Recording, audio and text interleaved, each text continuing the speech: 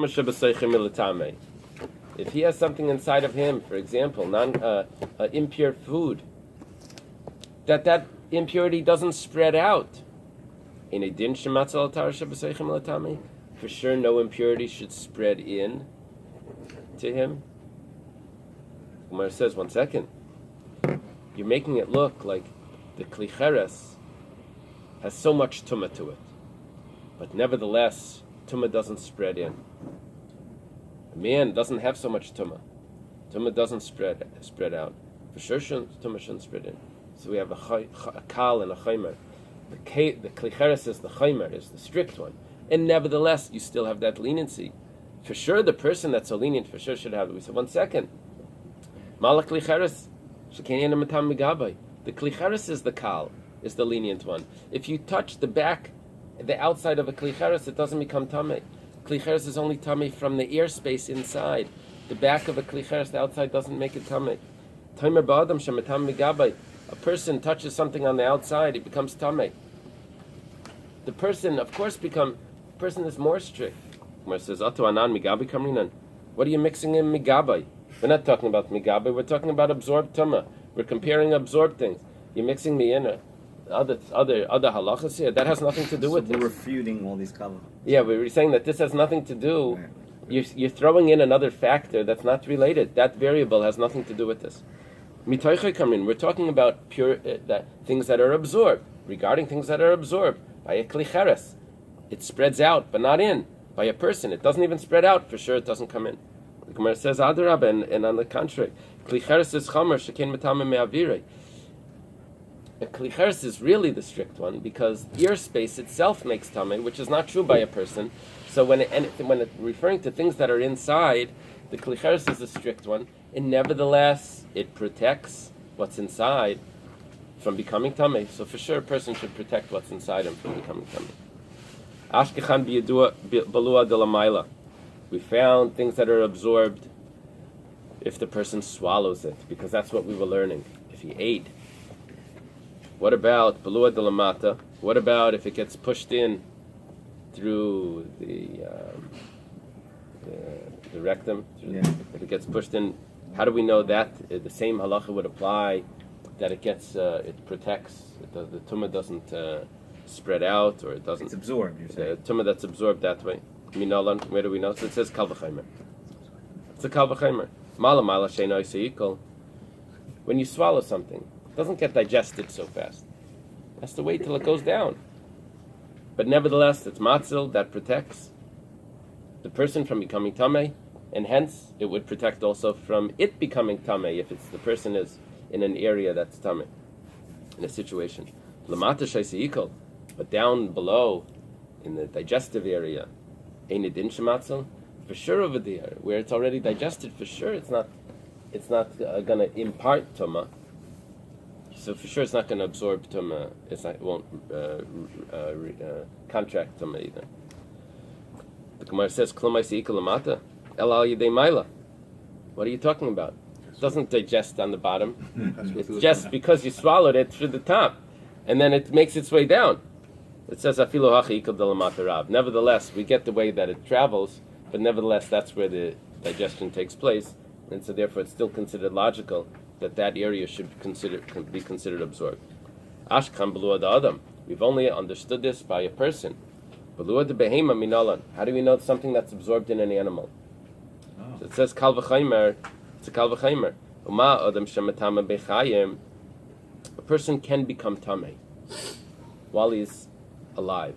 An animal cannot become tamei while it's alive. Only when it's dead, it's tamei.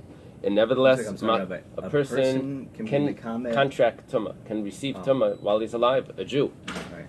So, but nevertheless, matzil bibalua, but nevertheless, he saves something that's absorbed, doesn't become tamei while he's alive. Even, in other words, a person is the chamer. And nevertheless, he still has a leniency. Behema, she'ena matam mechayim, an animal that is the kal, that doesn't become tamei. Is it not a kal v'chaymer that it should protect something that's absorbed inside him from becoming tamei, or from giving off tamei? The Gemara says, 1 second. you're making it look like the Adam is so chamer and is so strict, but nevertheless he has one leniency. For sure, the animal that's so lenient, for sure should have that leniency. That's what we're saying. But one second, you think the person is the strict one? Mala Adam shekein tzarich shiyeh bebeis hamenuga. If someone walks into a house that has tzaras on the walls, so he needs to wait there a certain amount of time it takes to eat a half a loaf of bread, what's it, barley bread or wheat bread, the Gemara is going to say, and wheat bread together with some sort of dip, that's the amount of time that it takes for the tumah to come on him. He has to wait in that house that amount of time. It's actually for the clothing, but to become tumah. So a person walks into a house with Taras, and if he walks out immediately, he doesn't become tummy. No. Interesting. Well, actually, we're going to see there's a detail to there that the Gemara is ignoring. But so, but an animal becomes impure immediately. So the animal is the strict one. So why are you saying that the leniency of the person should for sure be applicable to the leniency of the animal, referring to tumah that's absorbed by a person, for sure should apply to an animal? When it's not true, the animal is so much more strict, because an animal becomes impure the second it enters the Beis HaMenuga, but the human doesn't. The human has to wait there. Sorry? We always said a behema the Gemara is going to discuss this. It says, "Behema de'ena tzricha shiyah bebeis hamenuga l'may hilchos." So what are you talking about? That an animal doesn't need to wait in a house of tzaras. Rabbi David says the animal can't become tamei. It's talking about lekelim shal gaba. We're talking about the vessels that it's carrying on top. If that's the case, if you're talking about vessels that are on top, so now you have to compare this properly. Adam nami loy, a person, the vessels that are on the person also don't need to wait if the person is carrying vessels.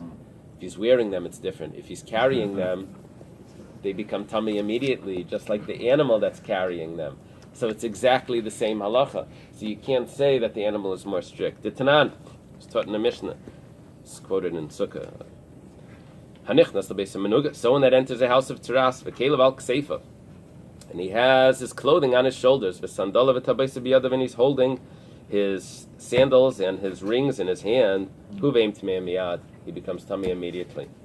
Hayal lavash kelev, if he's wearing his clothing, v'sandalav baraglav v'tabeisa betzbaisav, and his sandals are on his feet, his rings are on his fingers, hu tummy miyad, he becomes tummy immediately.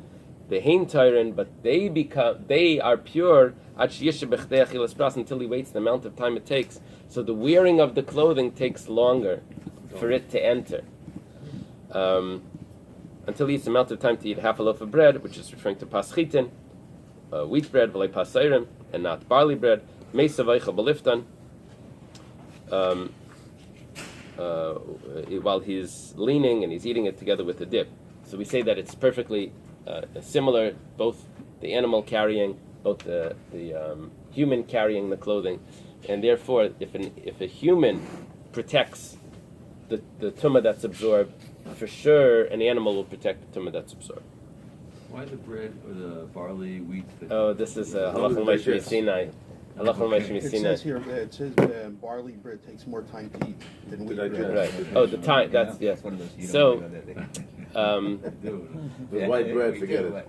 Sometimes in the yeshiva, I'm wearing my tefillin and I'm opening the door because we put on our tefillin upstairs. We go downstairs to the 1140 Yolton. So it's a shulder. So Rabbi Shachat, he davens there in the morning. So I'm wearing my tefillin. He's carrying his tefillin. So I'm holding the door sometimes for the boys.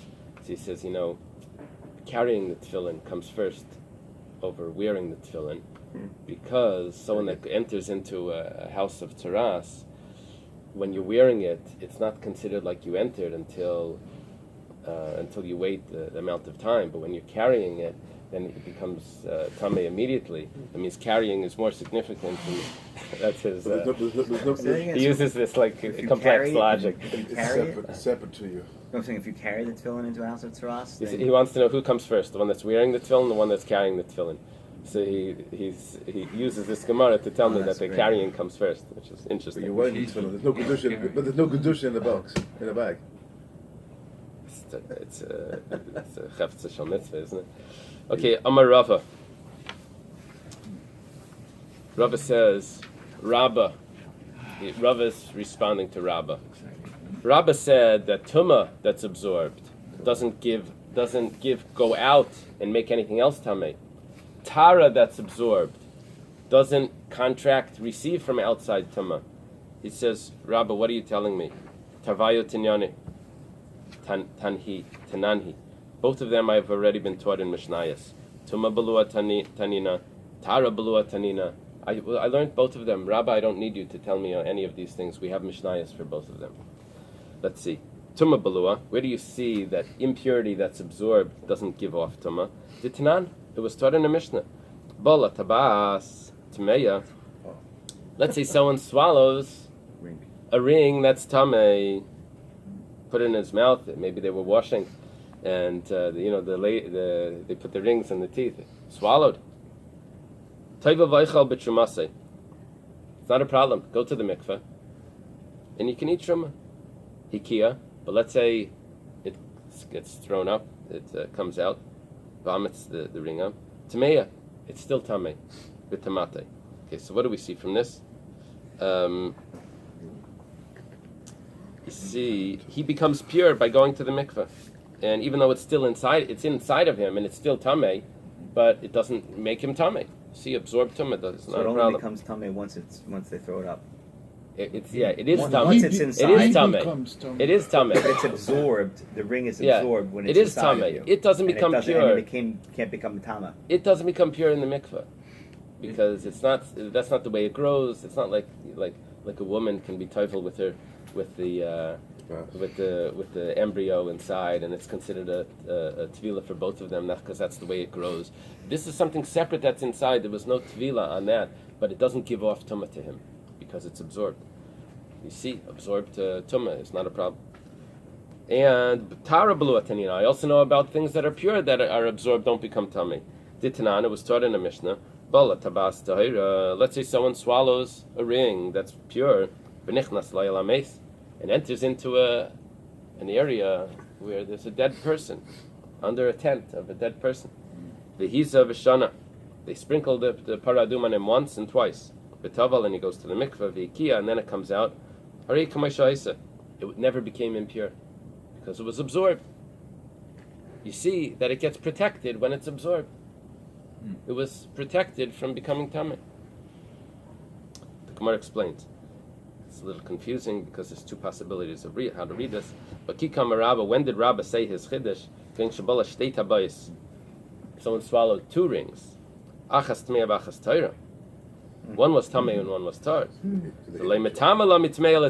What he's saying is that it doesn't become tamei from the tamei one to the pure one. Even that, you see, the fact that swallowing one doesn't give off tama, that could be a different halacha. We started off saying that the contact of something that's concealed on the inside, touching on the inside, we could have thought that touching on the inside doesn't give off tuma.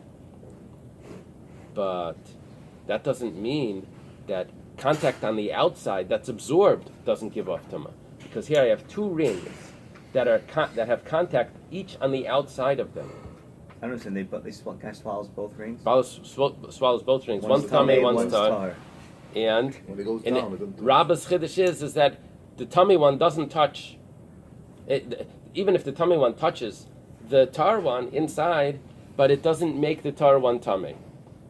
And it can't be because tumas beis hastarim is the word. It's not because of tumas beis hastarim, because contact where you can't see isn't contact. What we're talking about is tumah balua. Absorbed tumah doesn't give off any tumah once it's absorbed. The Gemara asks, va'uber, v'chaya, but what about the fetus and the midwife? The kishtei tabayis damu. They're both absorbed. Mitama la'uber l'chaya. And the midwife becomes tamei. Amarabba shani uber hayav v'seifalatzis. Because it's going to come out. So because it's going to come out, it's not considered absorbed. That gives off tumah. Amarabba uber seifalatzis tabase and seifalatzis. The ring doesn't come out. El amarabba pumpedisi yaditayim da milsa umana Rav Yosef. Dam Rav Yosef am Rav Yudam Shmuel tumah zoyne midivrei Torah midivrei seifrim. That's only rabbinic. Don't ask a question on that. That's a rabbinic tumah. What's the refute by the midwife. Let's stop over here. What's the refute, Rabbi, for the midwife against? How do we learn a refute from the midwife from the 2 rings?